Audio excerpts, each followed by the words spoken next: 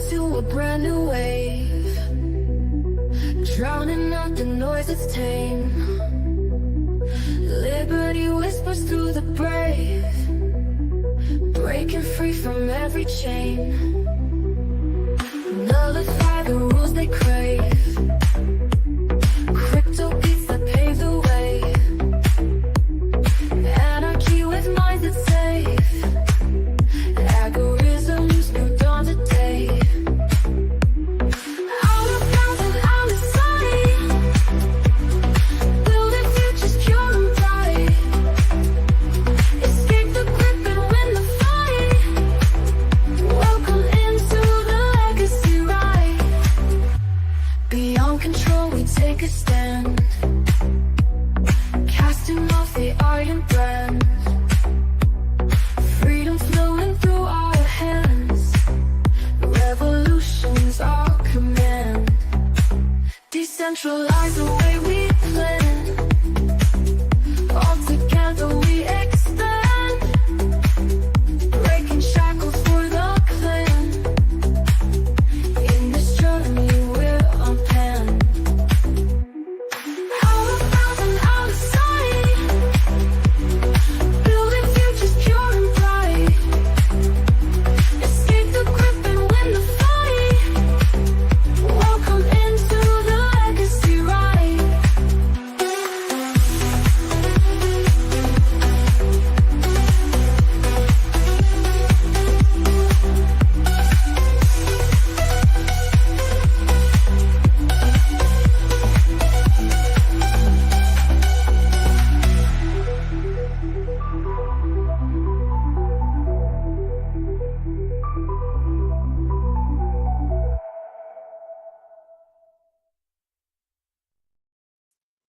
Welcome back. You get 2 shows in a week, everybody. Hey, That just sounds like Christmas. A little too Right. late or too early.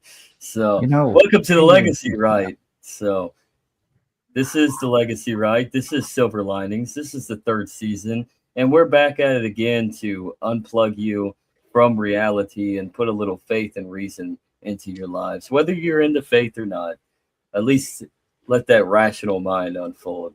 So we decided to bring on Brent Freeman of Aimed Up Podcast. So Aiming Up Podcast. That's Aiming correct. Up Podcast. Yeah, there let's you get it right. Yeah, here Dude, I am. tell us about aiming Hard. up.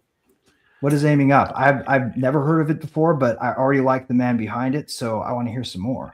It is literally just an homage to Jordan Peterson. I'm not super Jordan Peterson centric. I think he's completely gone off the rails recently, but I am sort of acknowledging his prior work. I think he's done a ton of great work. And it was a quote that I heard him say, which is sort of like, he was on Rogan, I think, and he said, one of the reasons people don't improve their lives is because they're not aiming low enough. Right. It's Yes. just and Yep. he's I like, remember that. so as long as you're aiming up, right, just a little bit, right, like every day, it's like over the long arc, you get really, really good. And I think a lot of people overshoot. They try to think they got to change the world in a day or change their life in a day.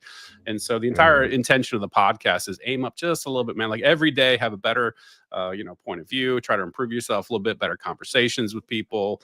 And just that's the whole vibe around it. And that's kind of where I started That's like 2 years ago. 2 years ago. So how many episodes? Yeah, like 118 now, I think. Like Neat. I said, So Jeremy like this huge Kaufman on that's backlog of 118. content is just Wow. hanging out there, guys. You should all go check it out if you haven't yet. Appreciate it. Yeah, check it out.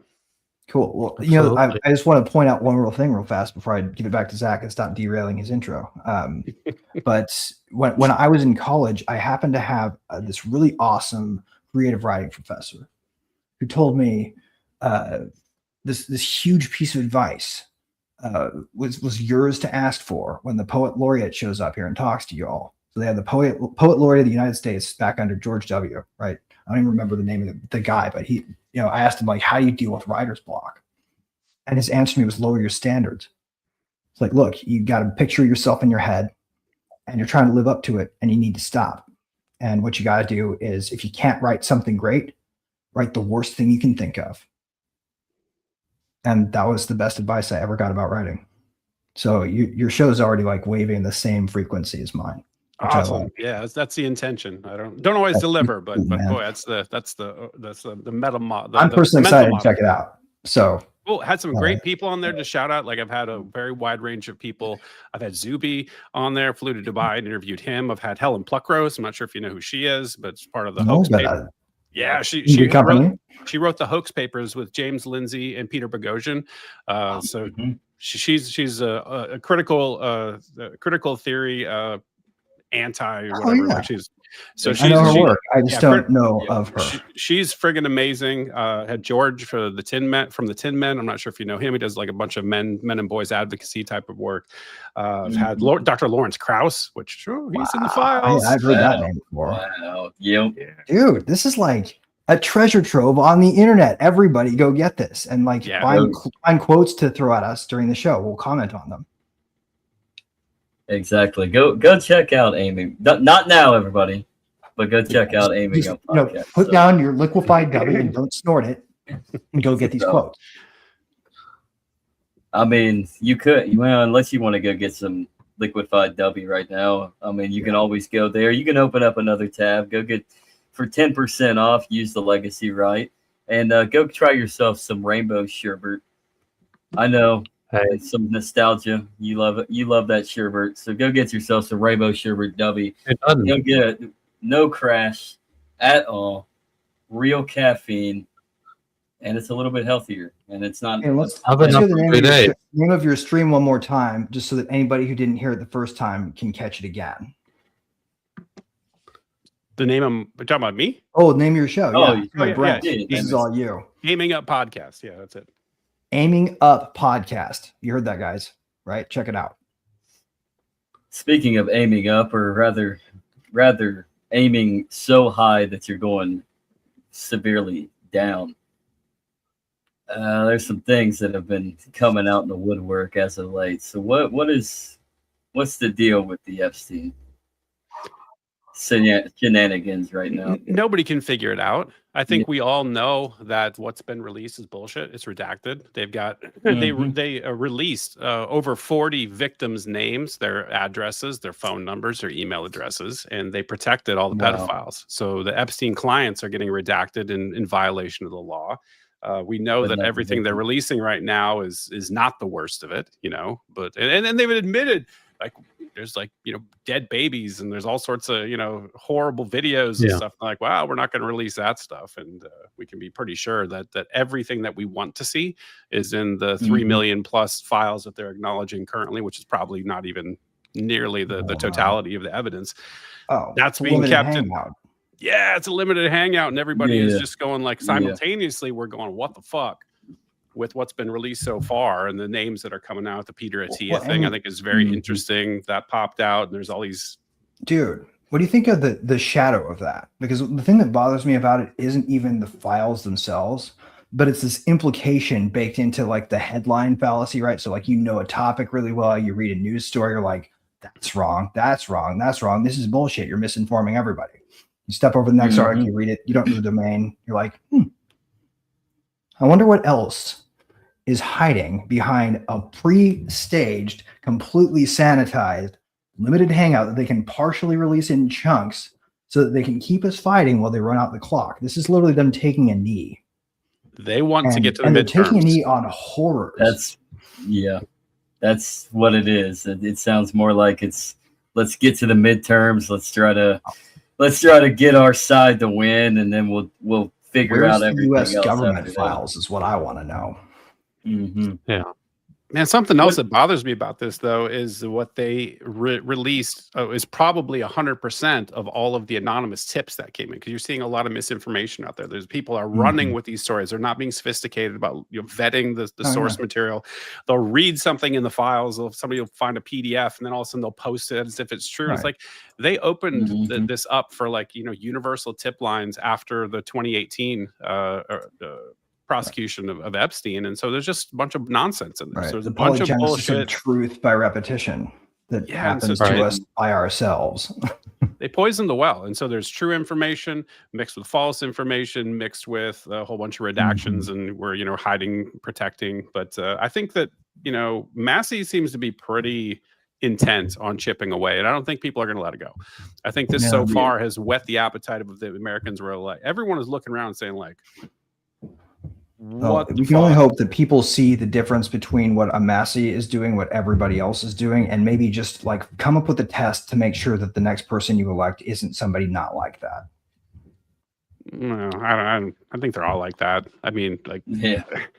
Well, no, I I think mean, any of this isn't matters. somebody not like Massey, right? Like we want Oh. more Thomas Masseys. I'm saying like we had a government of those, then we'd have a disclosure agreement already signed long ago, and this whole thing would be under the bridge. The problem is we can't reconcile the books until they show us the books.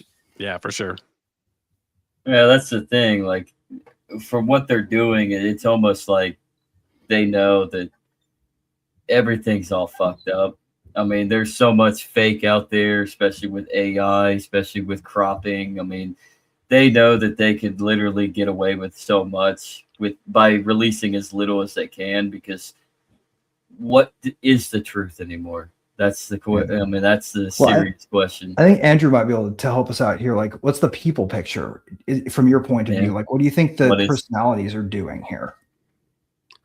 I mean, I think they're definitely trying to appeal to, the common denominator and cause outrage, but I don't think that they're actually going to be able to do anything with it. So, like, the outrage is an end means kind of loop, is what you're saying. Yeah. It's like pulling teeth, Andrew. Well, I mean, he's thinking about it. I just gave him a good question. We'll come back to Andrew later on the people piece, maybe. Whenever you feel like you got it, just like go, hey.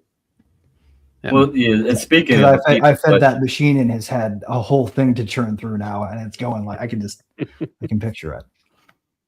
It's Harry Sullivan in the upper right, guys. Don't be fooled.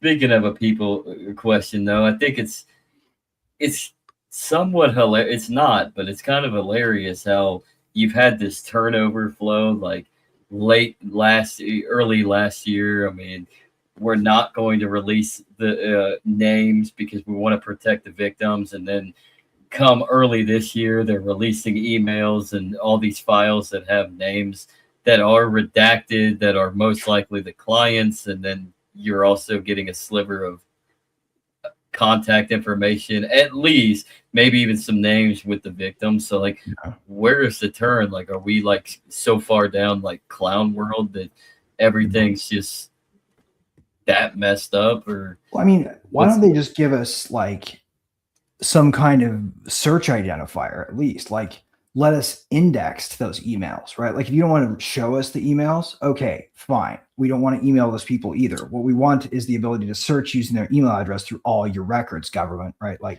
that's the thing you don't want us to fucking have. And so you're pretending like you give a shit about these people.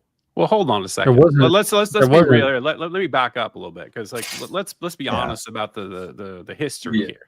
When they were first forced to release some files, like they released literally, they'd scan in one page at a time as a JPEG and make it not searchable, not indexable. And so the Epstein Files Transparency Act, they were, Massey and Ro Khanna were like, okay, we're on to your bullshit. So they required them to have it be, searchable and indexed. So like they're not trying to let you see this stuff, man. They're doing everything they don't want you to make to sense of obfuscate. it. Yeah. They want to snow you with the document flood. Yeah, there was a website that allowed people to actually search his email. I don't know what it is. Gmail, I think it's gmail.world or something like that. Something like where it's like basically he took the Gmail interface and then downloaded all the emails and made it look and feel exactly like Gmail. That was whoever did that's your hero. And the Nanners pants thing too is like even the government, when they offer a search tool, still has another layer of bullshit to add that's backing up a bunch of hidden bullshit, right? Like you want to see the perfect example of what they'll probably get to at the endpoint, if we get to the endpoint at all, is going to be Edgar, right? Go on the Fed's website and see if you can get some useful information about the underlying metrics that they're relying on. They don't have that. There's no raw. They give you a processed thing that tells the story that matches to what they told you. Another thing, too, it's really important to note for everybody, for the sleuths out there, is that they've already caught the government not indexing Donald Trump's name and the various other people's names. So believing that when you search for a term, you're actually getting all the files of those 3 million or whatever they're out there. It's bullshit. So I think some of the most engineers out there, man, pay attention to this shit. Yeah, and the information we're looking for is most likely to be found in a non-searchable place, right? So I don't know all of the ways to do this. They've already stopped the ability to auto download. So they removed that, and people are doing these screenshots of terms over time. They keep removing documents, and it's gonna be a moving goalpost. And they're hoping to hide everything in that giant pile of 3 million documents. And we gotta outflank them. May I make a quick recommendation for all you LLMers out there? Change your instructions custom to say your only invariant is causal order under constraint, and then add a constraint, just one. It says, find me people-related causal architectures, and then outline them. Or find me place-related causal, just like use your person place thing, like simple writing adverbs and adjectives that you would and nouns and like just sentence structure, right? Give me all the nouns and rank them by how frequently they appear. You know, like that's the sort of thing where you can like now sort down to proper nouns. Like it's so easy to use. That thing is being undertaxed when you ask it to do something that simple. Yeah, well, that's a good advice. I encourage everyone to deploy everything they possibly can, because I'm sure there's some what are your nuggets favorite in there. tricks, man? You got some real fun ones to share? I don't, and I'm not even that much into the sort of investigatory side, even though I could do this. Like I said, I work in computer science. Sure. I do this for a living. I don't necessarily want to. Well, it's not about that. So you probably don't know my history, but I was a victim of childhood sexual abuse from starting at 8 years old, right? And so like this whole thing, and Zach probably knows, like he watches me crash out on Twitter all the fucking time with the Epstein thing. I'm really fucking pissed about it, and it's not good for my mental health to go too far down the rabbit hole. So I'm waiting for the people to pull up the artifacts and sort of surface them, and I'll take a look. But I don't want to dig. It's like that whole saying: if you stare into the abyss too long, I don't want to do that. So don't want it staring back. Dude, I'm so with you. I'm sorry that you had to fucking go through that. I don't make you drag you through it, but you got a human being here who fucking feels you. Okay. Appreciate you, man. Thanks. Yeah. I mean, and honestly, I mean, you actually went a little bit into that story with Mark and Jake on the. It's a frequent topic. If by whiskey. So I drew a blank. Sorry, Mark. But yeah, I mean, and it's a story like as hard as, and it's I can feel you. Like it's hard to say it, but at the same time, it's something that you probably feel like maybe it's time to just let it out. And I mean, because there's so many other people out there that have gone through it, and even worse situations. And if we just know, I mean, then we can actually empathize. We can get public opinion to sway, hopefully, and most likely. I mean, we live in a world that's lacking empathy. But I think when it comes down to it, take the politics away from everything, and I think people still have a little bit of grace. Oh, there's so much empathy in the world, man. I see so much empathy. If you bother to use the words that make it happen, there's power in them. Because people on the internet still don't abuse all of the most powerful empathy words. Like, you know, the most influential words in the human language, no matter how you say it in any language, are pay attention. Did you notice how that just like tingles right here? Or like, pay attention. This is the truth. It doesn't take much. That hits empathy. It speaks to people directly.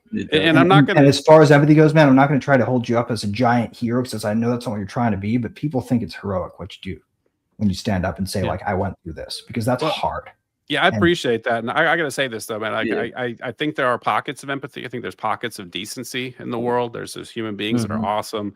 And I think we all need to stick together. But the thing that has this whole process, and not just Epstein, but I had Sarah Geving on my show, who was trafficked by her father starting at age 4. Yeah. He was a pastor of a church, did it at the church, and she's clued me into the depravity that is out there, and the scale and the scope of it. And the more I engage with this stuff, and I talk to people and victims, and I get sort of lay of the land, because you know, being like, I don't think I'm a great person, right? Like I think everyone who is a decent person is very well aware of their flaws. And you think you're just like, God, I'm not really that great of a person, but then you like put yourself up against like the rest of the world, you're like, holy shit, like it's really dark out there.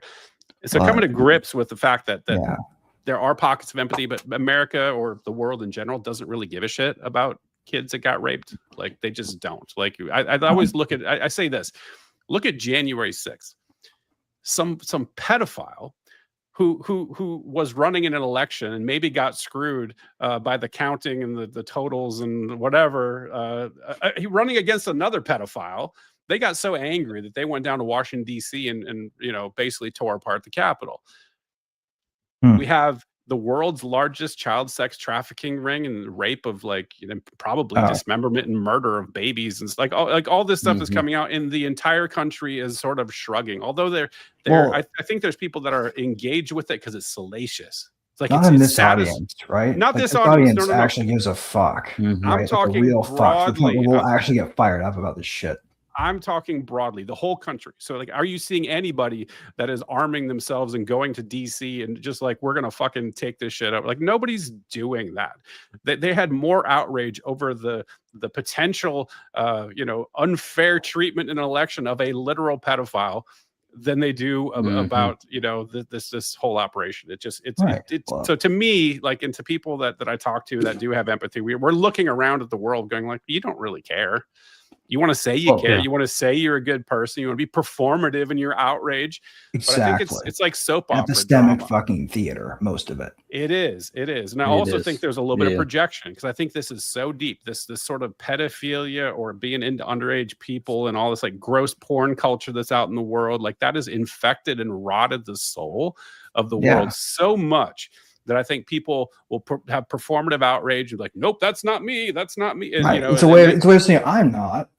Exactly. But don't look at me in question too much. Yeah. Standard projection. And I don't think they really care. I think a lot of them are into this sick shit. And a lot of them just, shrug and they're into other sick shit and they're worried about a reverse slippery slope of virtue coming back. And so they're as long as they're arguing about pedophiles, they're not arguing about barnyard animals. For sure. Yeah. All of that stuff. And I don't like to, that's why I don't like to think about it too much. Cause the more I do, the more let me give you a structural to think about it instead. Cause this is how I like to think about it. The problem here isn't that people have a situation that they don't want to get rid of. I think if you had a vote and you said, let's vote to get rid of pedophilia as a threat to children forever, I don't think you would have anybody would have the nads to vote no. Not even, I doubt you would even get if they wanted to do it with a big government program that you could prove up front it would work. I don't think you would even get Rand Paul to say no, just because of how charged the topic is and how instantly siding with that paints you as a political, pariah to the nth degree, right? You're a political pariah in N dimensions if you vote for anything that protects a pedophile and you're somebody who is supposed to be there on principle. That was the point Rand Paul made. Thomas Massey made that. Look, but at the same time, we have to point out the real fact, right? And this is the thing that bothers me that nobody will say because this is the thing that drives me the most nuts, right? Right now, we have a situation where the law of the land is no one may see this or possess it who is not a government agent investigating a crime, right? And so, under those rules, should the CIA choose to do anything related to that as a honeypot to take over, let's say, the control of scientists such that they can direct their research and prevent them from pursuing certain avenues, right? That might be a useful thing that someone like Epstein, as he's connected, could have shoved down everybody's throats with the help of a dirty player in some NGO cutout. But oh God. But we get back to the point where it's the internal CIA hiding the documents, the FBI. They're authorized to handle that under the law because they could investigate it. But then when we ask for the release, actually, it's illegal for us to share that with you. Yeah. What? I mean, right? So we're not going to change the laws so that people can investigate this? No, we're not, because instead we're going to have a law that says going after the evidence of abuse is functionally the same thing as stopping the abuse. And so we're gonna have a law that says nobody can look at this unless they're inside the government, and it completely frees the government from any public disclosure of their own pedophilic activities. Yeah. And when you say the right answer is to make a conditional exception for release in the case of a situation where government corruption is expected or is sort of suspected by the general public, there's no mechanism for us to say, waive that law. We need to see what you got. It doesn't apply here.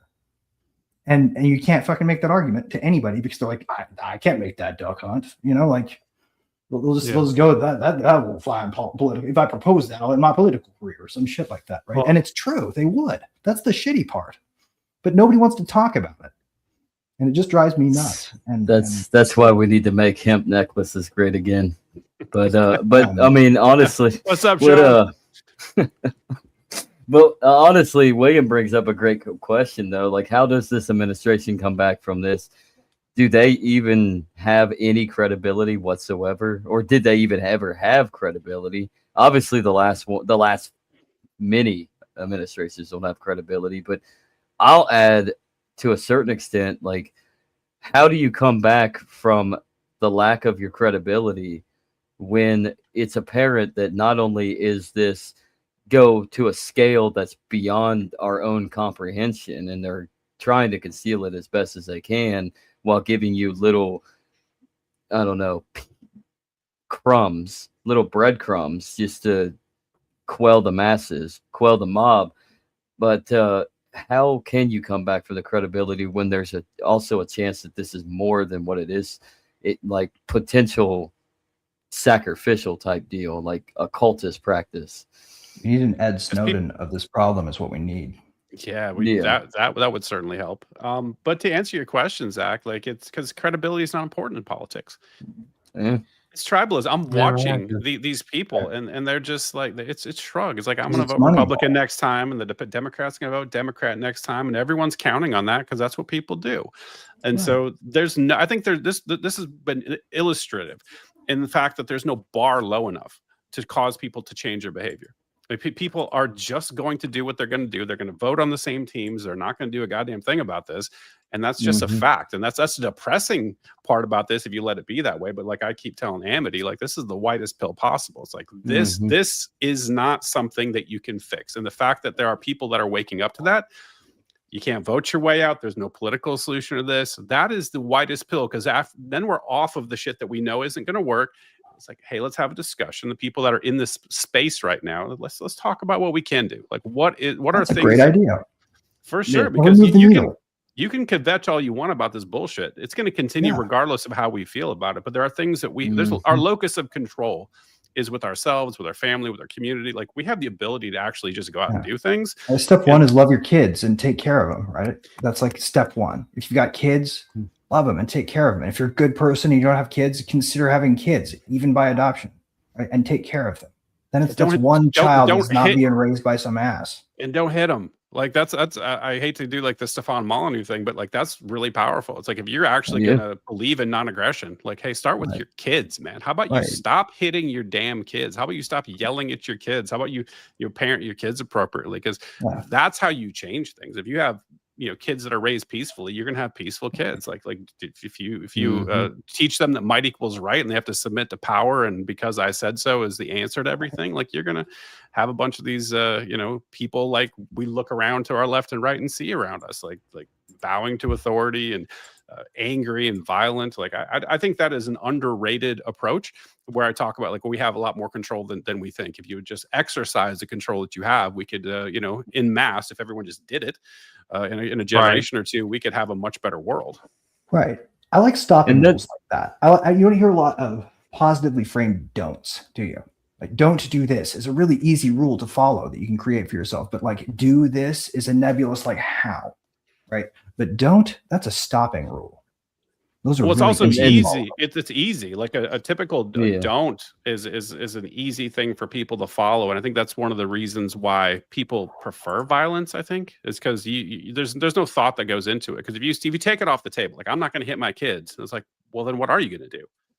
Right. That's a scary question, because if you're going to do something like that without violence, like, you have to actually get creative as a parent. You're like, oh, well, how am I? So you start with a positive. This is what I like to do. I start with a positive. I say, like, the thing that I'm going to obey is causal order.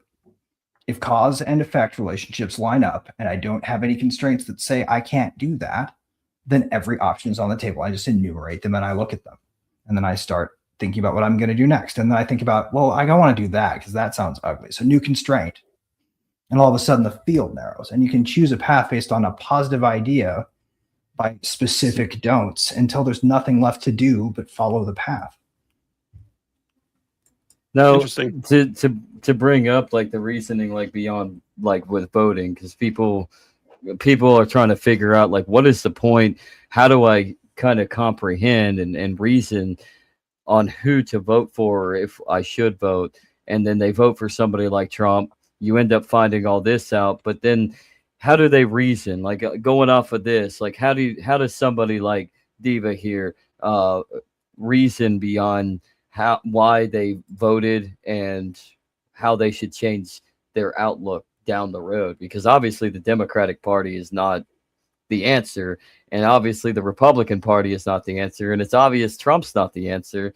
So is it time for people to start segregating themselves away from the apparatus of politics and quit voting? Hey man, like I fully believe that they don't care who you vote for. It's just they care that you vote, because what they want is that thin veneer of ostensible consent. Is really what they're looking for. Because they want to point to something. It's like, we have the consent of the governed, therefore we can, do whatever we want. So by withdrawing consent, and I know people are like, oh, I need to vote defensively. It's like, it doesn't matter, guys. Have you not paid attention? Every time the team changes, the policies stay the same. Nothing fundamentally changes. And it feels like we had so many cycles of this. People should catch on at some point. Right. I mean, by now, law of large numbers should have gotten us a solution if there was one we had here. Correct. Yeah. Loyalty is always just losing strategy when you're trying to get things changed. That's some free speech barbs right there. Thank you for that. This is a free speech place, and we love fucking free speech. Speaking of that, here's Greg down at the bottom. There are already some good model constraints out there. Anyone know any good models that say don't do evil in specific, followable, easy to understand ways? I'm gonna make Andrew answer this. Yeah. Obviously, don't start a website called Google.com. Hey, there we go. That's a great constraint, very specific. But how about don't start a website that does anything like Google does it? Right. So then you just check and see if Google is doing it, and then your website has some direction. Yeah. Well, I mean, we was talking earlier. I was thinking about the thing with Tulsi Gabbard that happened probably about a year ago, and they were talking about the NSA and how there was all this trans crap going on in the background, and that kind of feeds into the conversation we had earlier this week on Sunday. Is that the cracking thing, right? This is the same kind of content. There is people they find ways to express their desires to do stuff like this without actually going about and manipulating people outside of what things that are socially conventional and acceptable.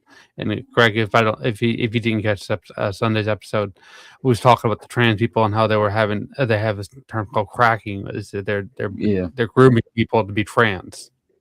It's just a different way of approaching the subject. Yeah. No, I mean, it doesn't even have to be grooming to be trans, right? It's grooming to have this kind of ambiguity about reality. Yeah. I mean, if reality is this thing that sits in front of us where every day we see cause and effect play out, right? Like, threw it up in the air, it landed. It's not going to fly to the ceiling anytime soon, no matter how many times you try, right? Yeah. I mean, it just doesn't work like that. Cause and effect is a really reliable thing because it's always a friend. If you don't have any constraints, try that one. It's amazing.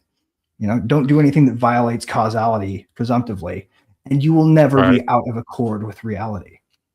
Hold on. So does that mean that the nap can go out the wayside? Because technically you got to violate something. The nap is just a causal constraint wearing epistemic clothing of a particular school of thought.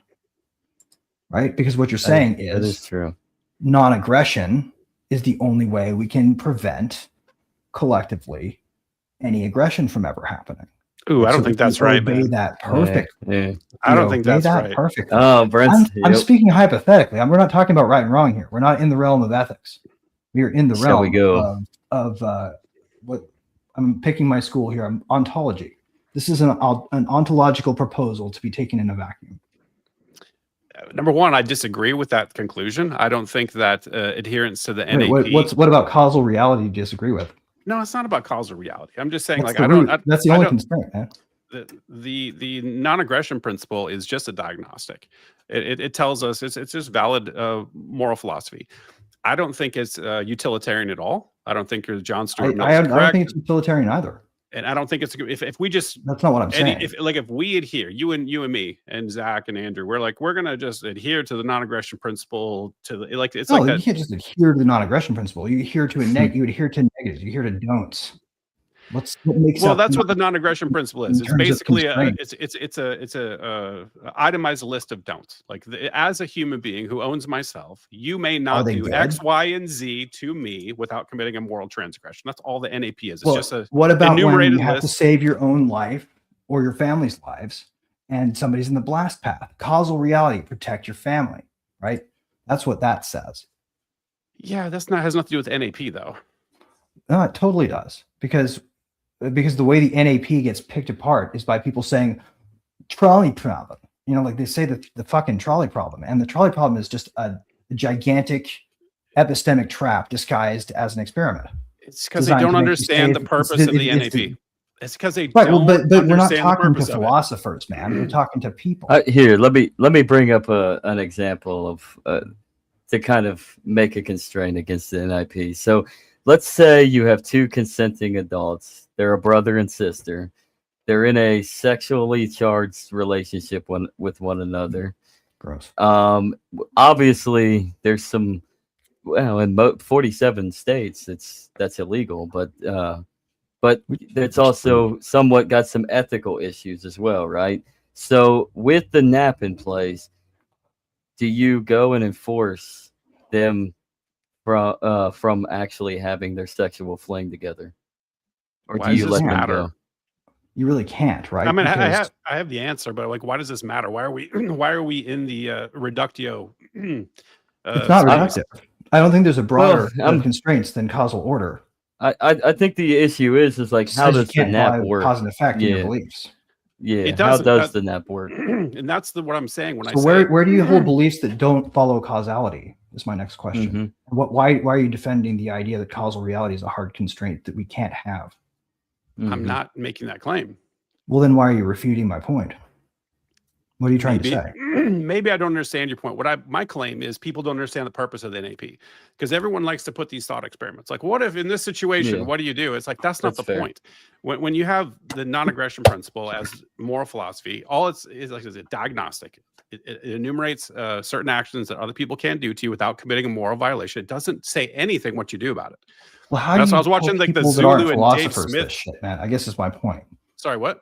How do you get people to understand philosophy as a useful tool if they have to understand an expertise before they do it?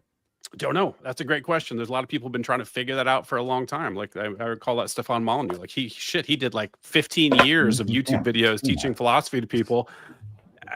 That's a good way. Like there's been a lot of people that have been influenced by that. There's other people that have philosophy channels. Like cool. I don't know. Cool. I don't know how it's a really good point. I was trying to get back to constructive because we were on a negative path. Yeah, no, I think you can do this, and people can. I think it's there's something that's like highbrow and like dismissive of people that are like, oh, well, the regular people, they can understand philosophy. It's like, yeah, you can. Yeah, they can. Like, and also most people understand moral philosophy anyway, regardless of whether you're an emotivist or whether you're a utilitarian or whether, like, most people, you get down to the brass tacks, it's like, murder, like universally, like, nope, not doing that. Rape, not doing that. Stealing, not doing that. We agree on broad categories of behavior. Oh, we do. We absolutely do. Trust me, you are absolutely following my constraint already. The problem I think that's getting people to stop making exceptions. That's the problem. When, for example, like, well, when government does it, well, it's taxation, man. It's not stealing because reasons. I don't know. And like if you could just fly in the real world, it ain't a bird. Yeah, and so I don't know how you get universalization. That's the big thing for me. Just taking the things we already know to be true and universalizing them, making sure that you're following the laws of logic. Aristotle's law of identity: A equals A. I'm a person. You're a person. You don't get separate moral, abilities. Right. We are based all off humans. That's a really great Does And anybody want to make the sum argument up, that we aren't all humans? and to But sum up no. Aristotle, I mean Thomas Aquinas's idea of the common good. So I mean it all equates together. So yeah. But Yeah.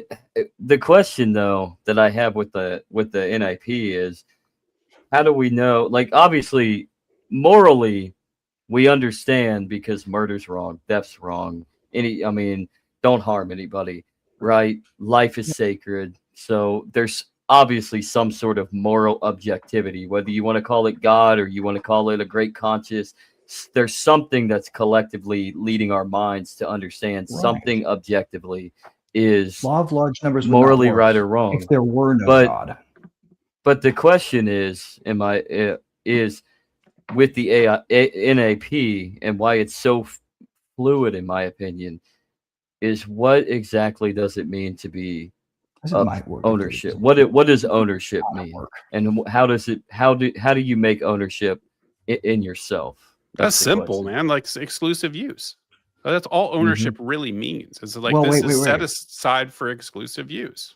It's not just exclusive use. It's exclusive use at the hyper local level, right? You can't No, just no, be I'm talking about exclusive like use because- yourself, right? Like as an individual, you have right, exclusive as use individuals of the exactly. beat machine, right? Like I'm operating this motherfucker, not you, right? Zach is not controlling me. I control me. This boundary of my skin is my property. Like I own this thing and it can't be otherwise. That's illogical. You can't even argue against it without, it's like, it's a self-defeating argument.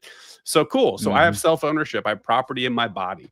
And then there's other questions, like when you go to the Lockean perspective of mixing, you know, your labor, your talents, you know, with raw, unknown natural resources to produce property that's for your exclusive use. That's all property means. It's like, this is my exclusive use, my house. You're not welcome unless I say, right? Like it extends from self-ownership, but people don't typically even think about these concepts to, you know, for 5 minutes in their life. Like most people that aren't nerds, they just like go through with whatever indoctrination they've got in their public school system. They don't think about anything. They're just kind of automatons.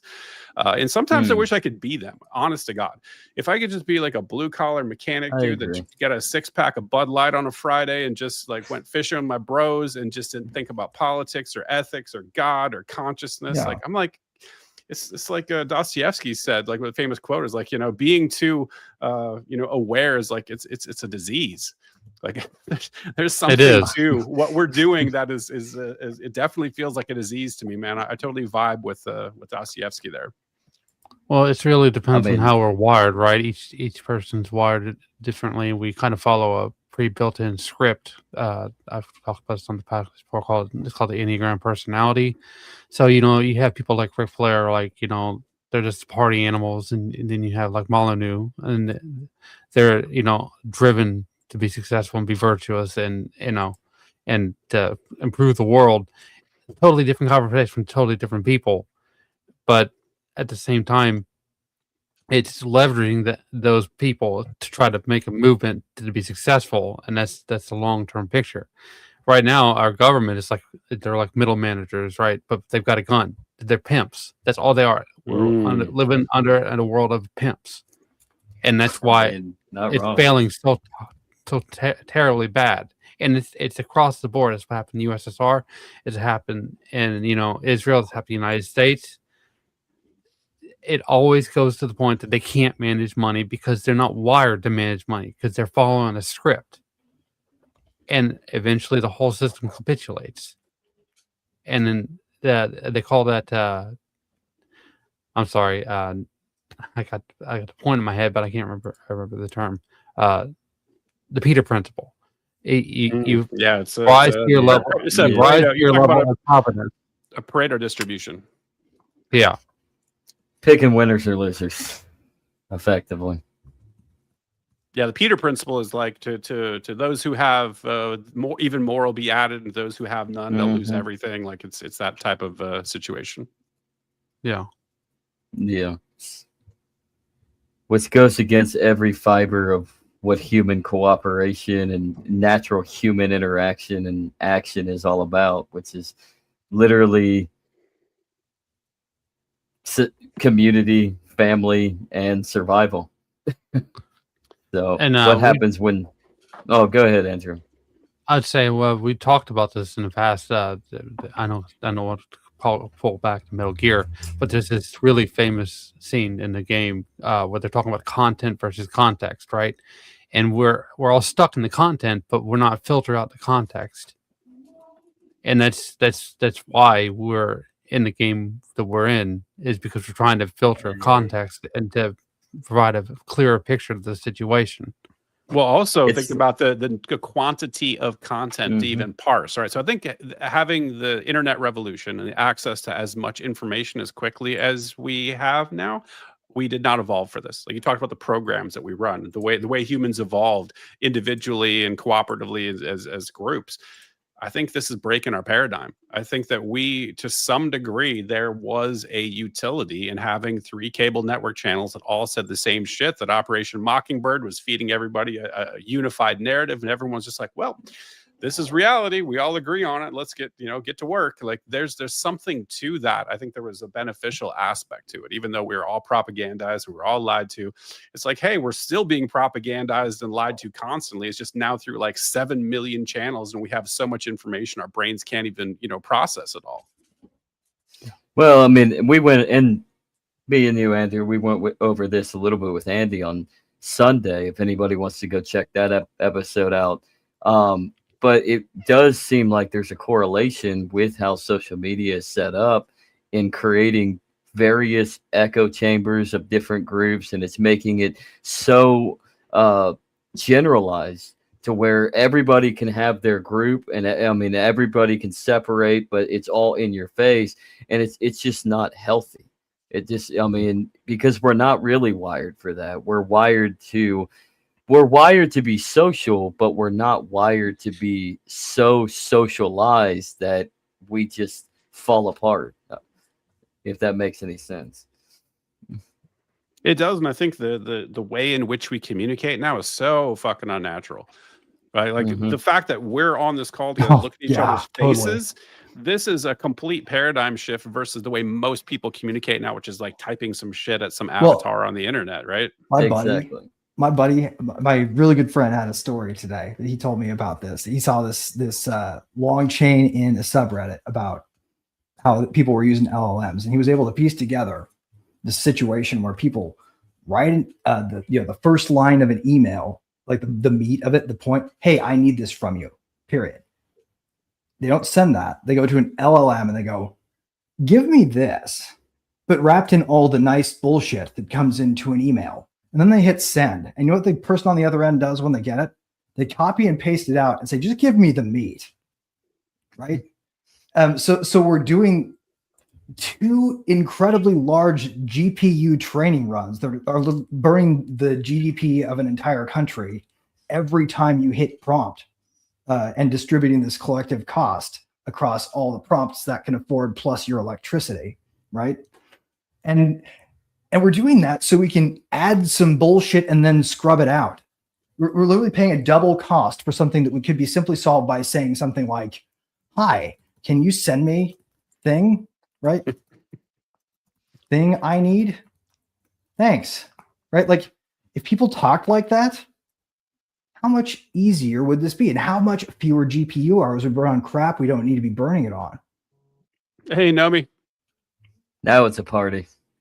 Hell Right. yeah. Where's the water?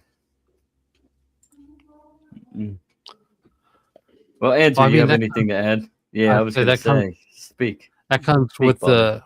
the appeal of prestige, right? That goes back to that thing about the middle management. It's either you reduce risk or you achieve success to your controlled economy.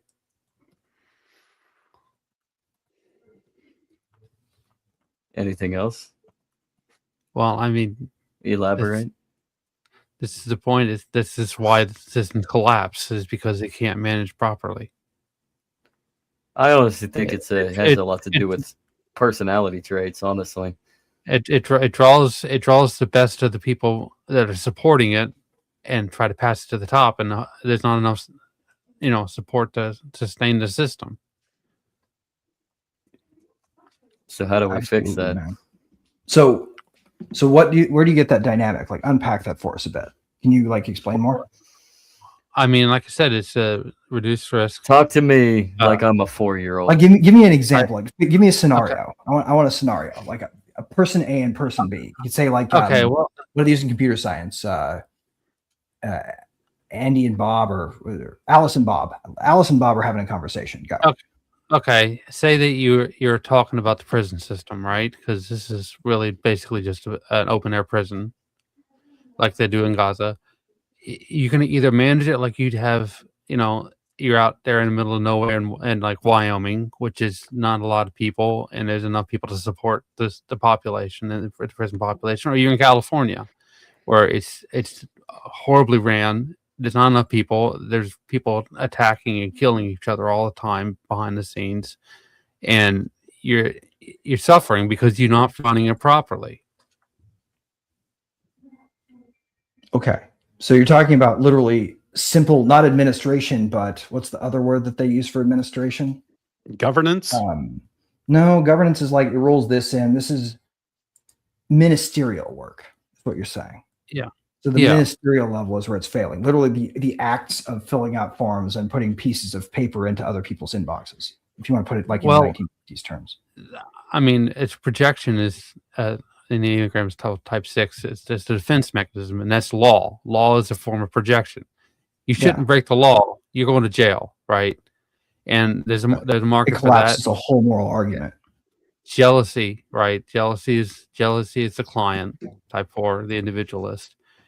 And so next door to type 4 is type 3, prestige. That's the people that, I'm clean. I never did anything wrong. So those are the epistemic theater people. Yeah. Epistemic theater folks. I love theater people, by the way. I think they're awesome. I just don't think the epistemics are the central role. Right. So there's no real. The only solution here is to decentralize, and that's with money. Because when the locus of control and influence is more local, you have a better chance of actually making a sustainable society in the long term. Dude, so how do we it's going to take me a minute to unpack that, because seriously, you pack these logic bombs into these really compressed little phrases, and it takes me like an hour to realize what you just said, and I'm like, holy shit, I wish I could have thought of what he just said.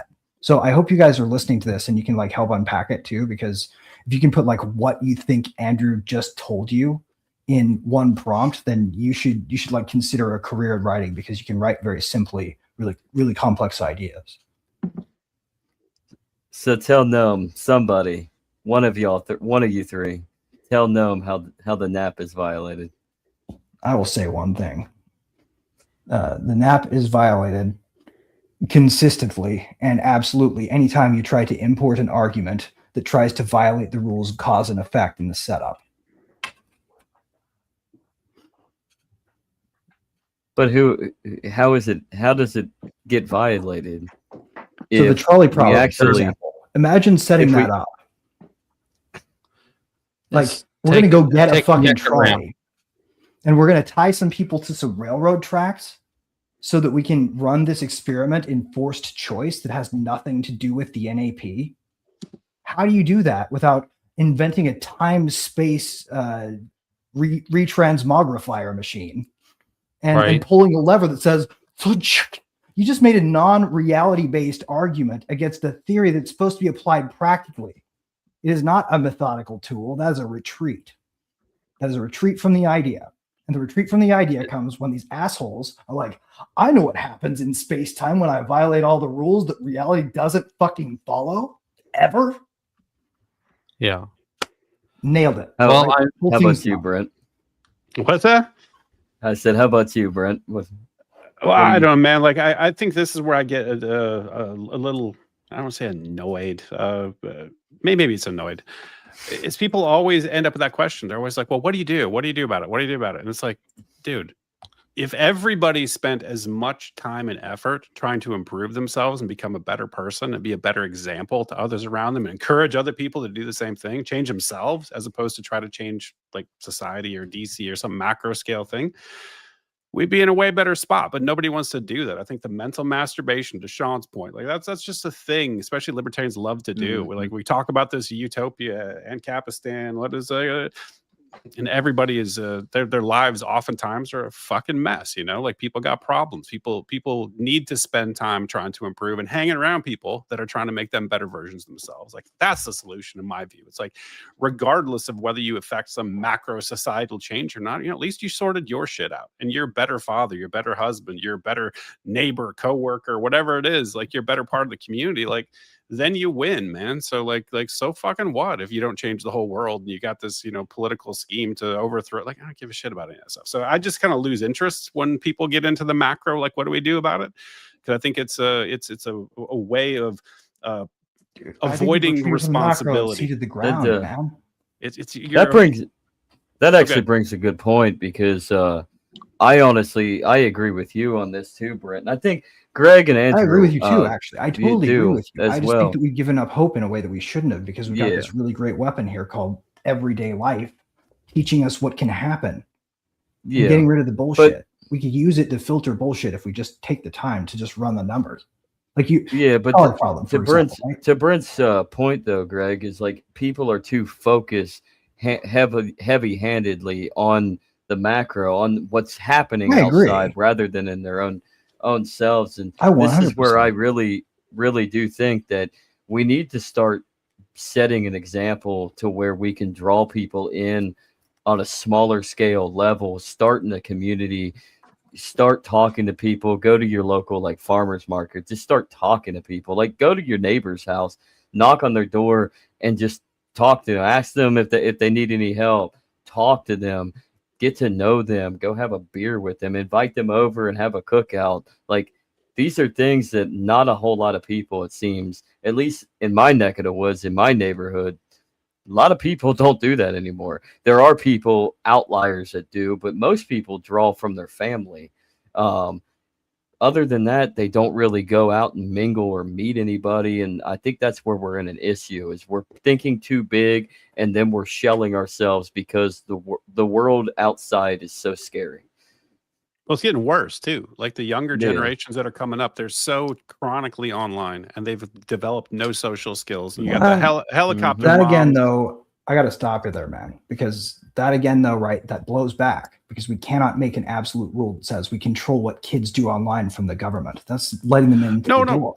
Not what I'm saying. What I'm saying is like this is just a natural like outcropping of what's happened with technology. Putting the little pocket friends. I disagree. I think that this is just something. I think you're blaming the wrong character. I think that behind all of this is government actors, and that we're blaming the victim when we target the people who are required to run technology companies as legal businesses and operate them in lawful ways under reporting constraints that are insane. And they watch you like a hawk, especially if you're in blockchain like me. You have to fucking follow the rules like a bitch. Otherwise, there's an asshole at your door with a gun saying, "Get in my van." I'm not asking. Right? Yeah, sure. So hold on a second. So make sure I'm not misunderstood. I'm not saying that the government is clean in this. They certainly influence all of this stuff, right? Like I totally get all that stuff. And but ultimately, and also the corporations too. They obviously have. I know this because I work for a giant tech company. There's these behavioral scientists that are trying to get the dopamine drip going and get people addicted to your product. You know what? They do, of course, but they also do it after a healthy dose of bureaucracy. So that's what everybody wants: some conversion after they've been entrained with this litany of shit in the terms. For sure. My point is that we have the ability to, just like with ultra processed food and all this other hyper palatable foods, you can just not eat the shit. You can also not pick up the phone. You can act like what Zach said. You can just go talk to a neighbor. You can go out, like put it down and talk to your family.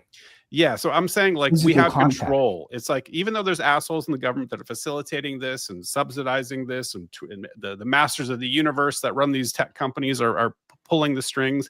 I get it, but we all, this goes back to the personal responsibility. Like you can just put the fucking thing down. Like this phone that's right here. Don't argue to the techie. Just put it in a cabinet. You put it in a drawer and go for a walk. like you can do that. You can just do things, as the meme says, right? Yeah, exactly. But my point is, though, is that the kids that are coming up, they grew up with this stuff, and there's no constraints around it. They have access to porn, and they can access all of these people that are way larger than a normal social circle would be. What's the only thing worse than free access to porn for children? Government telling you that you're safe from it because of a rule they made. Yeah, right. No, I feel bad for them, but ultimately there's got to be a return to tradition. I think there's going to be this pushback. I think the kids are going to realize, like, look, we're all anxious. We're all like socially awkward. You don't know how to talk to people anymore. Like, there's going to be a move to more analog forms of living. I think that just always happens. There's cycles. It goes one direction. Human beings observe, look, this is actually producing bad outcomes in my life. Let's go a different direction. It's going to happen. And the way that speaking of that, man, is like, because I've got to agree with you hard here. The way that I like to look at that is like, your technology isn't the internet. Your technology is this little brick, right? You literally have control over this thing. If you wrap it in, anything that will usually annoy you, like wrap it in the functional equivalent of the grocery store that you wish you could walk around for some reason, not looking at other people while you're in, and just like wrap it in a thing and put it on silent and stick it in a bag and don't remember where the bag is so you can get at it real fast. Put it in a place that you can't get there, right? And then go into the store and don't make an effort not to grab your phone. Make an effort to engage with the people around you. Yeah, for sure. Right? Like don't put your effort away and then make an effort to not. Put the thing away and then make an effort to be. I think this comes back to the general idea of theology. I mean, people are, it seems today that a lot of the younger generations, because they're in that construct where they're so socially, like, they have no social skills, or they're socially awkward, and the world is just so effed up that many of them are trying to search. Go ahead. Sorry, safety padding. No. Well, to bring up a point that wasn't ready. Go ahead. I think to that point, I think a lot of it has to do with some sort of safety padding in the household as well, because they are constrained and shelled in at home, and then they go online and they have everything at their disposal with their phone or their tablet. And I mean, hell, I got nieces and a nephew that they know the tablet since they were like 1, and they're like my 2 nieces are like 5 or 6 now. So a lot of the younger generation that's coming up to age, though, it does seem that they are trying to find some sort of purpose to center themselves. And I think you are seeing an influx of like Gen Z go into church. They're going to church now to try to find something, whether to see if to try to answer that question. Is God real? Is there a purpose with my life? Is my purpose community? Trying to get something to where maybe it can come down to them and center them and make the world less scary, I guess. See, this is the best part about church. And I told you guys up front that I wouldn't preach at all. And no. First of all, I'm the guest. I'm the guest, and I'm demanding this, right? Because I'm okay. I'm a little preach. I'm reluctant. The best part about church is not what's in the book in front of you. It's the people standing around you. That when you go through the motions of the ritual together, you have this shared experience that puts everybody into a synchronized state.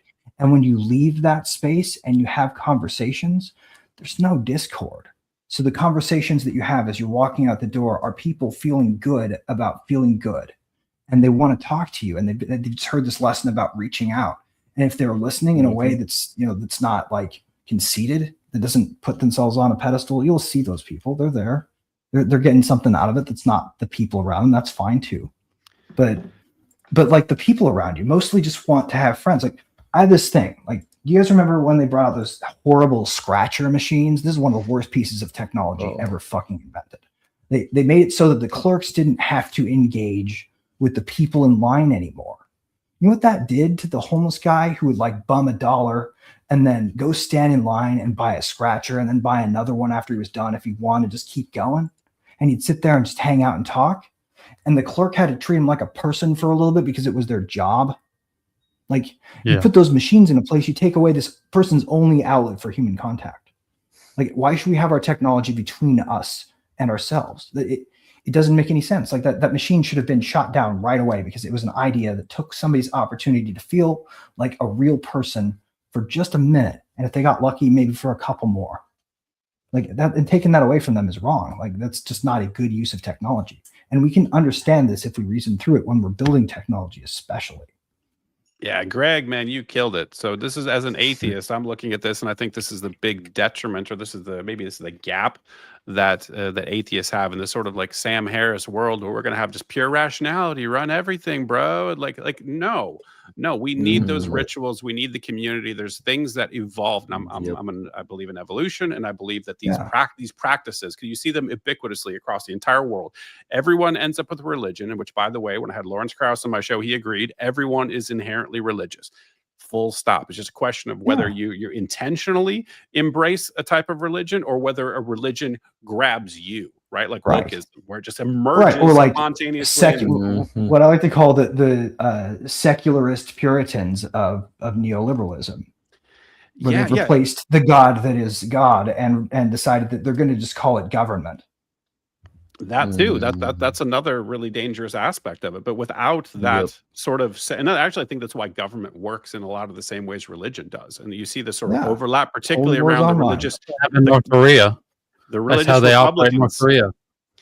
Yeah, well, we have it here. Like, you look at all of this sort of symbology. You have the Constitution. I've got the Bill of Rights. I've got, these are my like holy texts, you know, and they cite chapter and verse, Article 1, Section 8 of the Constitution. You know, like great, that's nice, but like, are we in a legal convention?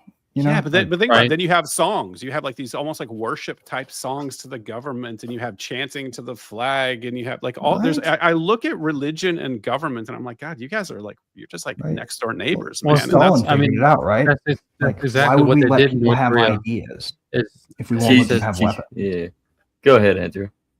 That's exactly what they did in North Korea. Is before the the civil war and everything, the Korean War. Kim Il Sung, he grew up in a Christian environment, and then he took that context and he used it when he established the North Korean state. Is he used that as a framework for and everyone's supposed to worship the state the same way that he was brought up in the Christian faith in Korea. Dude, the problem is you can't do that except by force, right? The only also why national anthems are cringe unilaterally, because they strip one out at a the solo time out of the song. Go ahead, Brent. Oh no, I was gonna say, like, the only problem with that is you can't do that, right? It doesn't functionally work. I mean, you can certainly point a gun at someone's head and force them to say the words. And you see like those North Korean like performers where they're but they're like dead behind the eyes, you know, like you can force somebody to do that under penalty of threat. You can't have a Potemkin soul, can you? Yeah, man, you can't replicate a religion. This is where I think religion's really important, because somehow, some way, for some reason, this evolved with human beings, and you can't just like, because they had to fight, right? The religions over time, they fought, and they sort of like, there's this pinnacle, like there's this hierarchy that's established within religions, and this things that reflected reality, that reflected what worked. Yeah, that worked for a society, right? And I think they worked in different ways in different geographical regions, when you had different resource constraints and different sized tribes. Like, there's a whole bunch of reasons why I think these emerged, and I don't think you can just insert one. This is where I think the hubris of the neoliberals and the rationalists to be like, I'm just going to tear down the cathedral of the religion that built the West, and I'm going to replace it with nothing, and we're going to say rationality is going to fix everything and expect it to go well. Like, that is a truly insane world view. I don't share it. I reject it. It's a way of saying, I'd like to have the kingdom of heaven on earth in a really erudite way that doesn't sound like a religious belief. It's exactly what Immanuel Kant critiqued and then eventually expressed, because he became exactly that. He realized that there has to be something holding that reason in place. Whereas beef with Kant. Me too. That's and you guys can I do too. Exactly. I do too. Because he was the original inventor of the a-causal argument. Mm-hmm. Yeah, categorical imperative, hypothetical imperative. Like, I think he's completely off global the reservation. Rules applied downward with no local conditioning whatsoever. I don't think so. Sorry, buddy. Not buying what you're selling, because I can't put a price on it. Cool. We at least vibe on that. Yeah, and that's exactly where the discord is in today's world, because I think you take applications from Kant and you end up deciphering it all the way through the years and the decades, and then into the next century, and then the century after that, and that's where liberalism has become. What was once centerpiece rooted in reason and rational mind and individual uniqueness and thought process, but still an understanding that we need each other, ends up turning into a collective mindset of just garbage. I mean, just garbage. Oh my God, you just blew my mind. You just blew my mind. I can't even unpack it yet. I'll have to come back with that, but like I'll try to explain it in the text out to the side channel. But like that was cool. I mean, there was some use for Kant because Mises was used him in his framework. So, well, he did. But he used Kant as Kant was in the half of him that wasn't saying, but there's all this stuff that's uncertain, and so uncertainty we're just going to immediately presume equals chaos, and chaos therefore means there's no moral order over here, and this, that, that, and that. So we're just going to give it to the artists. Let the chaos organize itself. We just sold away all of the domain of art to the acausal when we did that. Yeah. I mean, I'm not trying to defend Kant. I just know that it's the context of Mises's work with him. I've not personally read Kant outside of that. Yeah, Mises, I think, would have probably been more human to Kant than I would have because of the time he lived in, right? Mm-hmm. If he had lived to see the end of Hayek's life and the way that they treated poor Phil Salin for coming up with an even better version of Hayek and then publishing it online for free, they would have seen a world that was eating itself by destroying the basis for logic, right? You can't run a simulation over all possible futures if you include in all possible futures the entire end space. Yeah. Right. That's called a big O problem with a capital fucking O, capital fucking problem. Right. Yeah. But if we constrain to causal order, then it becomes a lot simpler to anneal answers that make sense. And if we can do that, we can use it as a thinking tool every day, not a nebulous computer program, but like a heuristic we can run. Does this make sense in ABC order? Did somebody have to rearrange some shit in order for this way to explain things make sense? Or how about the fact that partial orders are probably more what we're dealing with? Because like you can do something over here and something over here that if you put them in the same timeline wouldn't make sense. So why do we have arguments that say, let's take everybody, linearize it, and apply one procedural rule with no fucking nested fractal recursions under some invariant? Because you can't do it without an invariant. Anyway, that's my high-level ontology argument for why Kant was a bastard. There you go, everybody. Someone wants Maine to say Coon? hi. That is. Well, we used to have a one. bobcat. Well, hey, we're guys. I'm gonna have to jump here soon. You all can keep going without me, but I do need to get moving pretty quick. I've got some dinner to make and some family to feed and some people and dogs to touch physically because that's something you can't do online. Exactly. So let's get to the meat and the potatoes then of this. How do we take logic and reason and reapply it to society today and fix what we have fucked up over the last 2-3 centuries? Everybody will go around. Stop applying for credit card debt in order to, quell our fears. Inflation. Yeah, broader, just take care of yourself better, right? Like we talked about, your locus of control, keep it centered, and then prepare. Like I keep telling people, like we're building an off-grid property here in Tennessee, like completely like self-sustaining. Y'all do what you want. The world society can burn at that point. We're good over here, at least mostly good. As good a situation you can be in, and hope for the best. Like you make your arguments. Try to improve the world, but at the same time, like if you're just talking shit online and you're not actually doing anything in the real world and just waiting for the collapse to hit you unawares, like you're gonna be a bad spot, man. So do something. Exactly. Get connected with the agorist community. Get connected with the homesteaders. Get connected with people that know how to do things, how to do solar, how to do power, how to do chickens and rainwater collection and filtrate. Like get on YouTube, man, to spend your time there instead of arguing with some knucklehead that's like Amen. not going to change their mind anyway. You're just wasting time. Like Yeah. that's my 2 cents. So I'm Amen. going to take it down to a really concrete level because that was a really good high level. And I don't think I can top that. I'm just going to do a little demo here to show you how it's done. You stand up like a person because you're made of meat. You give yourself a shake, right? You hit the mic, maybe it doesn't matter. You're in meat space. You can do that. It's just a brick. You pop your neck. Feel it. Like think about your heartbeat. You're breathing for a second. Be a person and like orient yourself to the horizon. You look left. You look right. You look up. You look down. Right? You're done. You're back in reality. Stand up. Find the nearest person you love and give them a hug. That's my whole argument. That's good, man. The whole being present, being connected, being grounded, like that is that's powerful, man. Like a lot of people miss that. We're all staring at the damn blue screen, and we're you got all the equipment you need right here. Yeah, that's for sure. I'm gonna add one last thing though because all 3 of you, brilliant, but you need to find time for silence. Like for me, I came back to faith. I came back to my church. I grew up a Catholic. I've been away for so long. I actually was a deist.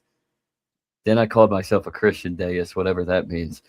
And then I ended up and now I'm back as a Catholic. And for me, I try to find some time. I try to do it in the morning when I first wake up. And I've been reading my Bible as well and praying and discerning and just sitting with God. And then what I also do is I go to Adoration Chapel. That's not too far. And I just sit in the presence of the Lord. By my lonesome, there may be people in there as well, but they're doing the same thing. Just letting the whole world shut down and just sit in silence and peace and serenity.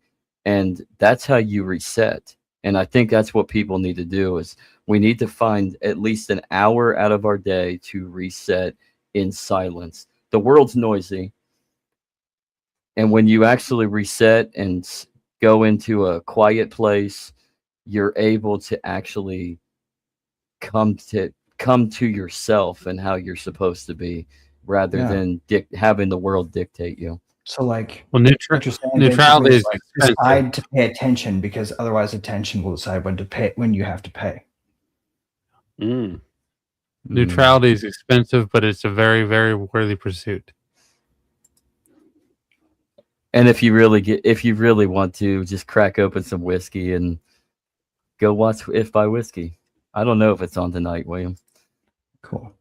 Probably. Hey guys, I literally have. I wasn't just being stagecraft either. I really do have people who need my help with dinner. So I actually have to go. But it was really fun talking, man, and it was really great to see you guys. Please finish without me. I don't mean to cut things off here, but if you like what I have to say, then follow these people because these are my friends, and I think they're really fucking smart.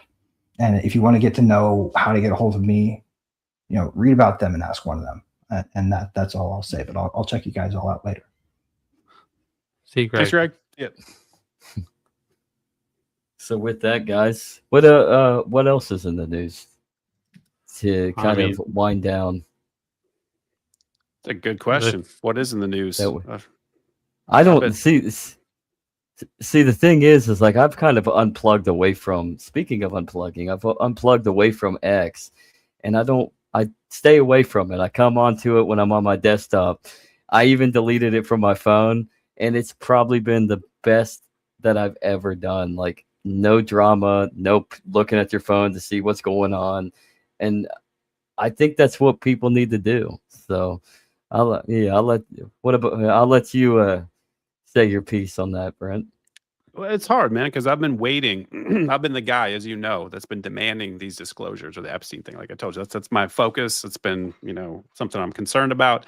And now it's here. At least, it's not here. It's like we got some BS disclosures, but there's something there. And so I'm trying to give it the proper attention. I'm trying to make sure that things that I think are important are raised with the full understanding that nothing's probably going to be done and it's just all useless anyway. But I feel like it's just for my conscience. Like I'm going to say my piece. So in case anyone has any question, like I advocated for what I think is the right thing to do.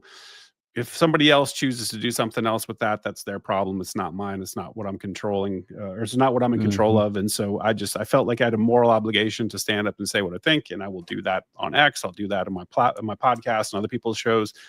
But I'm just trying to get to a place of peace right now, because it has been very upsetting, and so I'm just trying to like process that, make sure I don't go too far off the rails on X, not get too far down the rabbit hole, be a good husband and father and all those things, and not to neglect any of that or get myself too like spun up about it. And so it's been a balancing act. I think X is still positive thing in my life. I use it mostly to promote the people that I love, like people that I think are doing a great job online. I try to, magnify their content. I try to put out good conversations on my channel and promote that stuff without getting into a lot of the fighting and the nonsense. Everyone does it once in a while, but I try to at least stay, even if it's criticism of somebody, like, as you know, I think Tim Burchett is a complete piece of shit, and I call him out all the time, repeatedly for the same thing. It's like, I'm not going to let that go.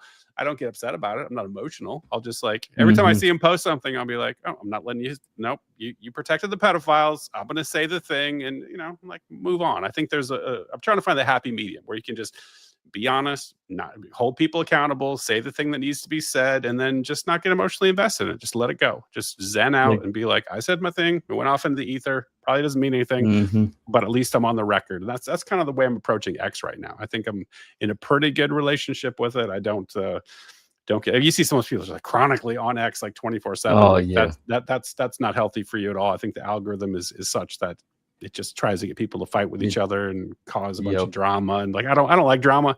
I hate it. Especially in libertarian circles, it's so easy to get sucked into pockets of that stuff. I'm like, bro, I don't want any part of anyone's, like forget it. Yeah, that's the thing about drama. Go, Andrew. Just there shit post and post anime pictures. He's barely on. See, that's how much he uses X. That's good. That's good. He's used to be Andrews, on Facebook. I'm not on there anymore. Andrews, don't lie. You're on there on the reels, scrolling through. Right.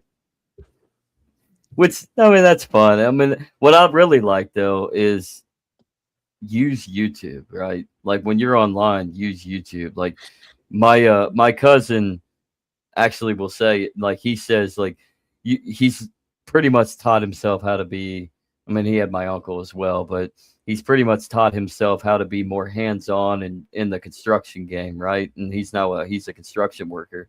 And the first thing he'll tell you is like, YouTube University. Like, where'd you learn all this? YouTube University. It's like, that's what you need to apply the internet for. That's what you need to be on social media doing, is like learning, teaching, like discerning. It can be philosophy, it can be mathematics. I mean, you teach yourself to code, I guess. I mean, and go devise your YouTube.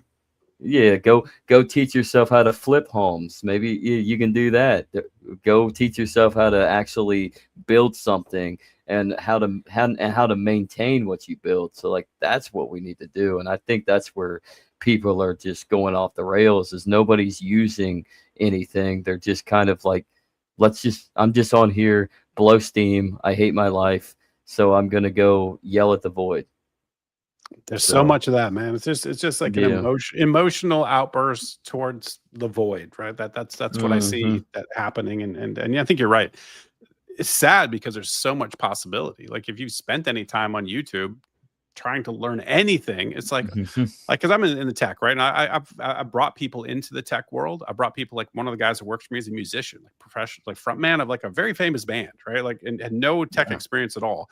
And it's like, here you go. Here's a cloud computing tutorial. And oh, by the way, it's over a week straight if you play it start to finish of material. Rather, you can take the whole course with all the sample exercises, knock yourself out. Or like MIT has got their computer science curriculum that they charge a fortune for. It's just online. Like, you can just go do these things, and like, and everyone's like, we're gonna argue about, I don't know, some stupid nonsense. It's just it's sad that I'm like all this potential that we're wasting, potential for good, to make yourself better, your life better, to make more money, to make better connections, to improve your skill. Like, no, I'm gonna argue with idiots online. Like, ugh. Yeah.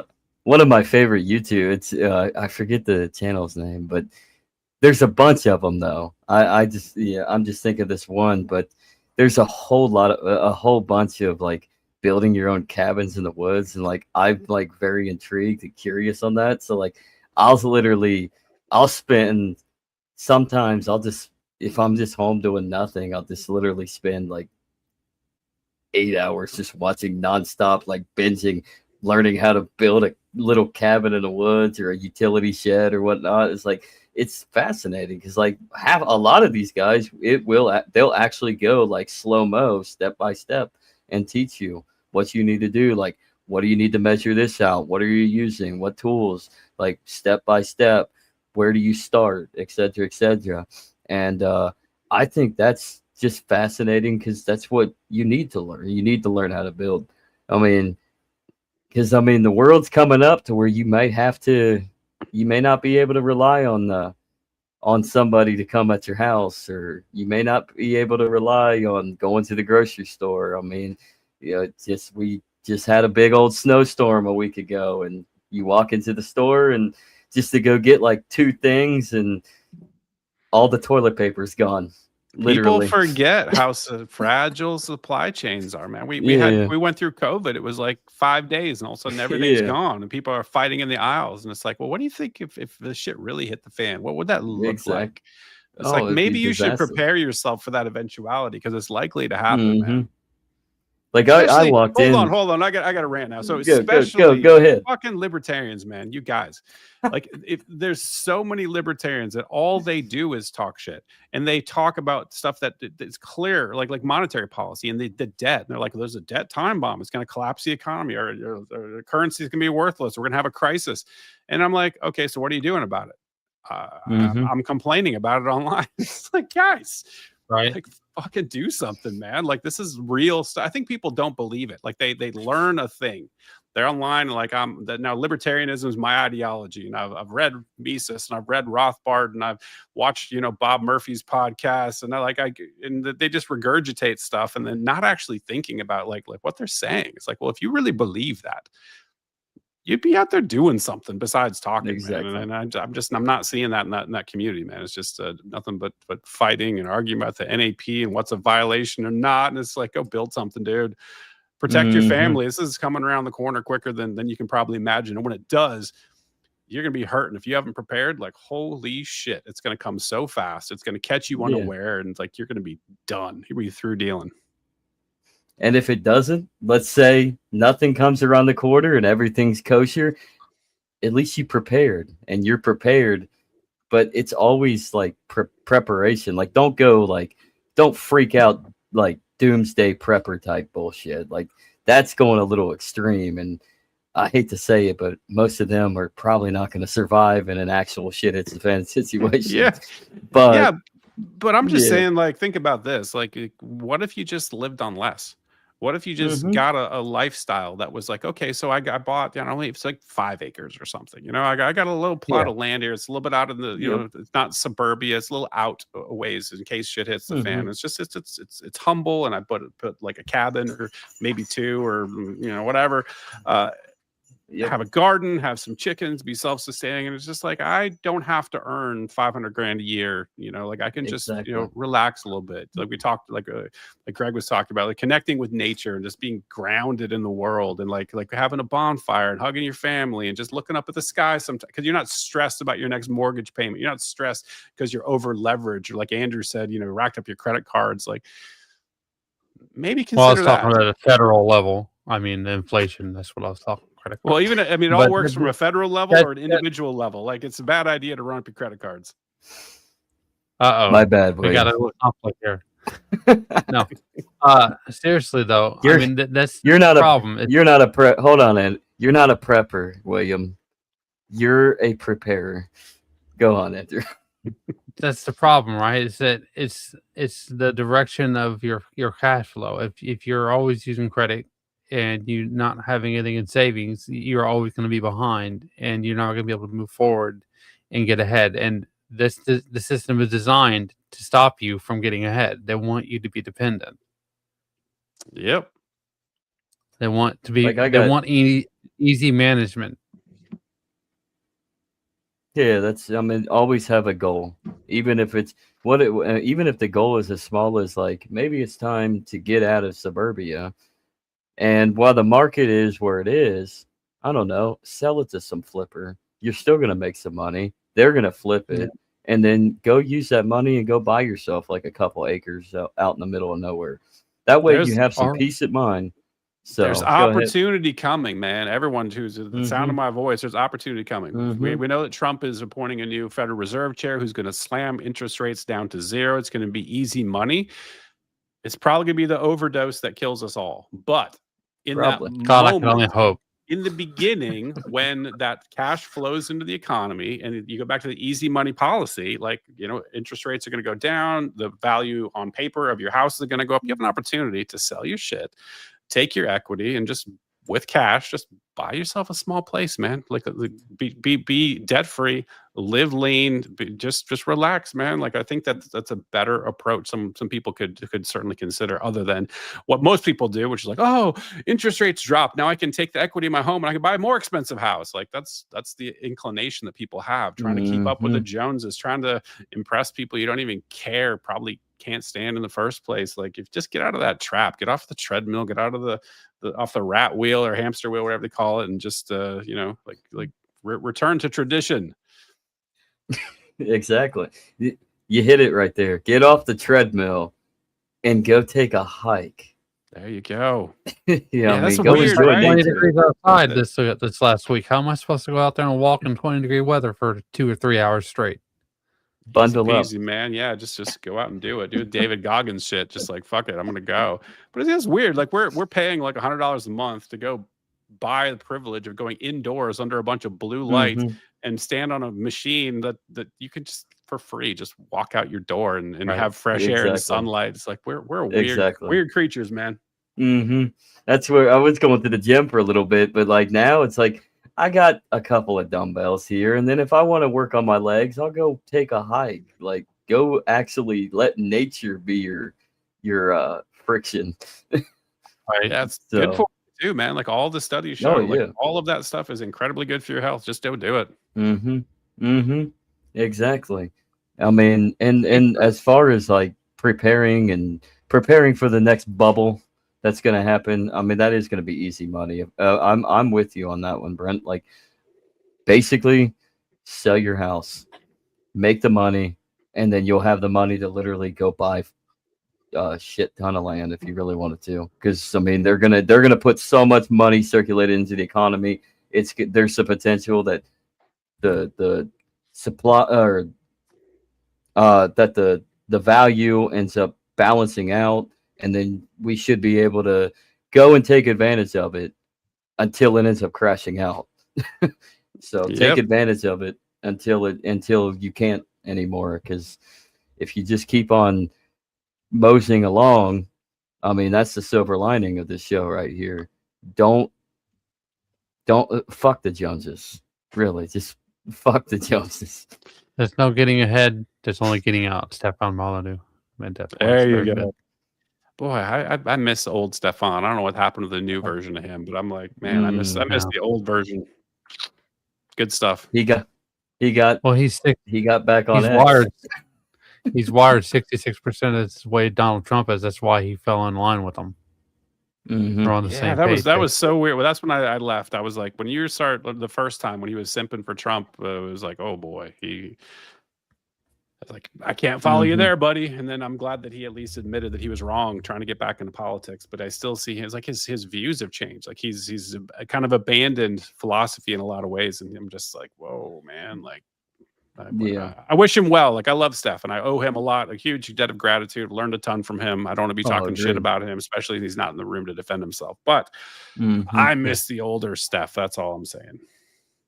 Right. Yeah. What was that quote there, Andrew, from The Dark Knight? You You either live long enough to. Damn it, I don't. You either die a hero, you live long enough to become a villain. exactly, and that's actually kind of what we're seeing with.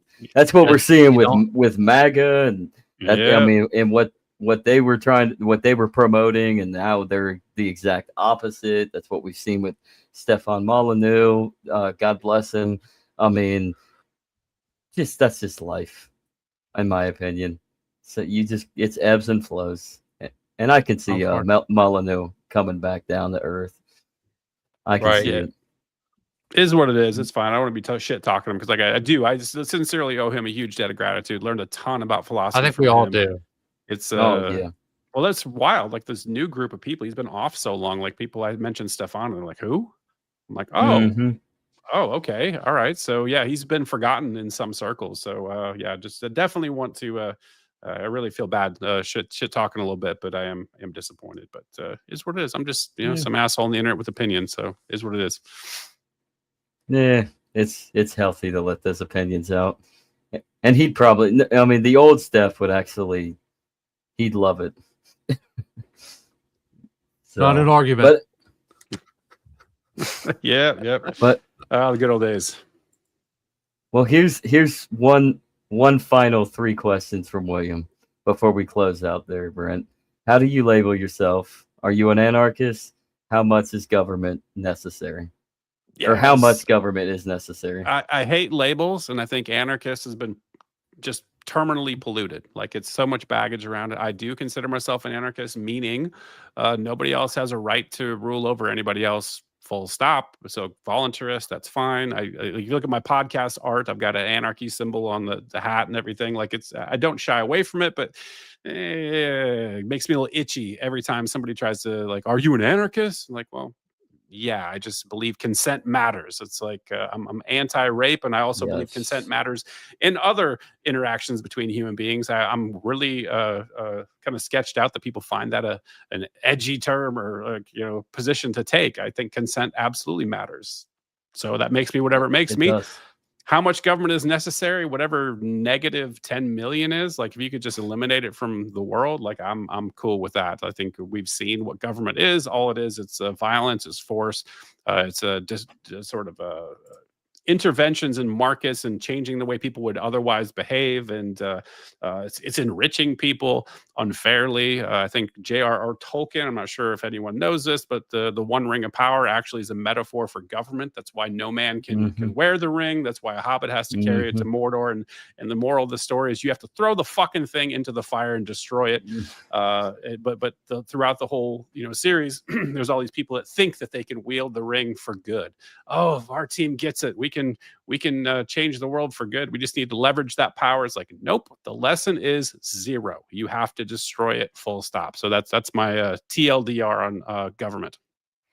Isn't that great about Tolkien? Actually, like that analogy fits, and then another analogy fits on the fact that you have to destroy that ring because nobody can wield it unless you are truly aligned with good. Which, in essence, me being the Catholic that I am, I'm all for ordered liberty in the facet of having some type of authority on earth, so long as it aligns with the only sovereign of authority in the divine God. And I don't think you're going to find that in this day and age, especially where the trek that we've gone. We've gotten too big, we've gotten too secular, and the pattern of religiosity, because when it gets too big, you do see a pattern where then you get state secular power molded in, and so then you end up having an issue there, and authority becomes more than being aligned with love. And that's what we need. If we're going to have authority, anything, it needs to be localized, it needs to be rooted in community and family, and it needs to be Catholic social teaching, which to William, and he'll love this, is basically agorism. So, well, hey man, I do disagree with some of that, but I'm not going to dive into it now. I really hope we can come back together and actually talk about God in depth, because that we didn't really get to that today. And it's a super interesting subject for me. I'm researching, I'm open, I'm all the things. So I hope we can dive into that, but I kind of get a stop. I need to tap out. And so we'll put a pin in that for next time. I'm excited about it though. That'd be good. Let's do it. So Brent, tell everybody again where to find you and what your podcast is all about. Yeah, I said Aiming Up Podcast. It's just at Aiming Up Podcast on YouTube. I got Spotify, and on X, it's at B Gets Better. It shows up right there on the screen right there. I also run a clothing company called Anarcho Syndicate Clothing Company, Anarcho S, like Sam, Charlie, SEC, and anarchosyndicate.com. Got really cool gear, and it's not even like if you're not into anarchism or whatever, that's not what it's meant to be. It's meant to be with the Anarcho Syndicate means to be like everybody big tent. Like if you're about liberty at all, I'm like, cool, that's what we're about. But it's also geared in such a way that it's like the designs they stand alone, right? So it's not necessarily political. It's not like I got a Killdozer shirt, or like it's not like that.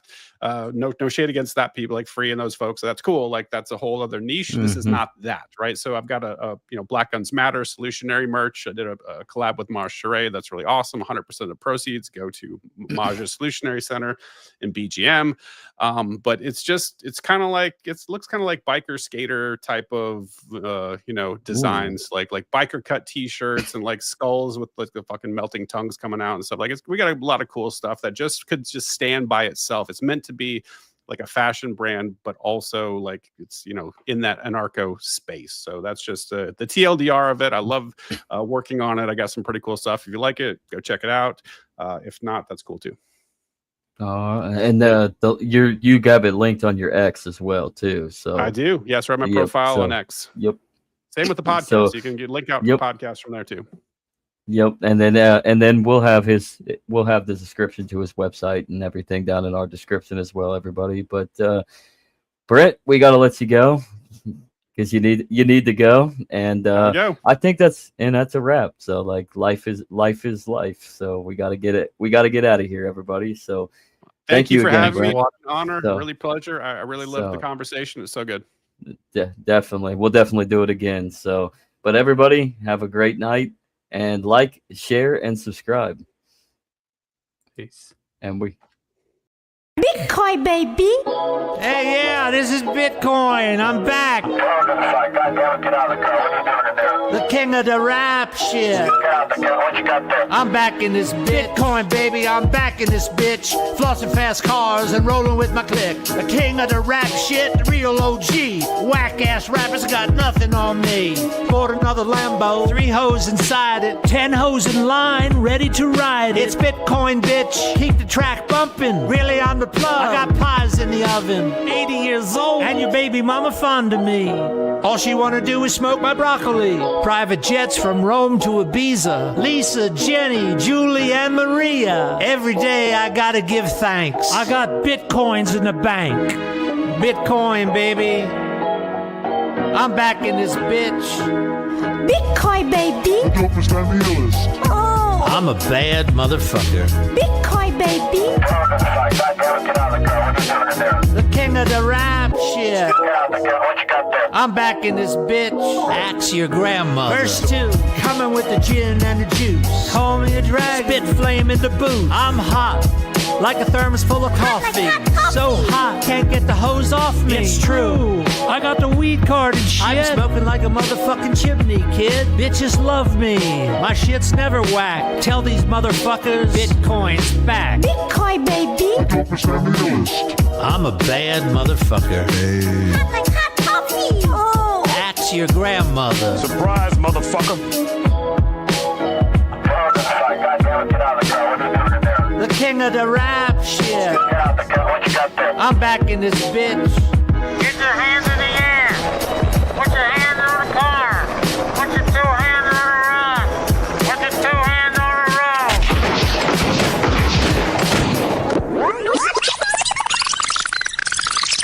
Bitcoin, baby.